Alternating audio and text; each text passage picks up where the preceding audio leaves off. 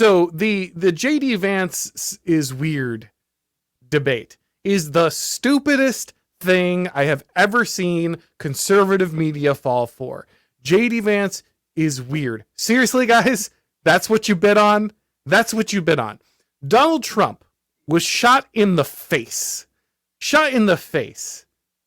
Leftists drove a crazy person to try to kill Donald Trump, and they're going to keep doing that. They have been talking still about how he's Hitler, about how he's an existential threat to democracy, how he's the end of the United States as we know it. They've been doing this the entire time. They have manufactured an entire media apparatus with no other job than basically to tell left-wing radicals, hey, Donald Trump sure would be sad if something happened to him. You know, get rid of this meddlesome priest. Won't someone deal with this meddlesome priest, right? Like, that has been the message from the media forever.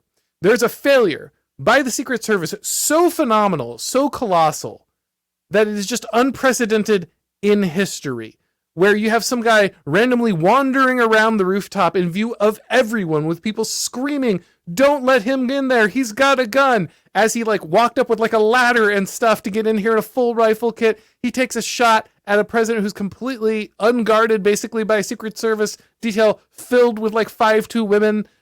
This happens. And then they go to Congress and they lie directly. The Secret Service and the FBI perjure themselves repeatedly and provably in front of the whole country. You let the left shift the narrative on JD Vance is weird.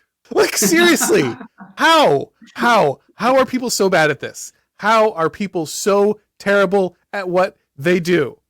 It's very simple. The left had the worst couple weeks you could imagine. The vice president had to be cooed into running for president because the current sitting president was so obviously not the president, so completely senile, that you replaced it with Kamala Harris, the least charismatic human being of all time, after the failed assassination tip of a man who popped up and immediately started chanting, fight, fight, with blood streaking from his face with an American flag flying behind him.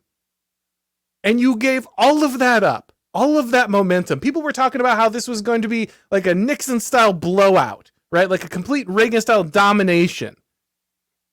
And you gave all that up to talk and defend yourself against JD Vance's weird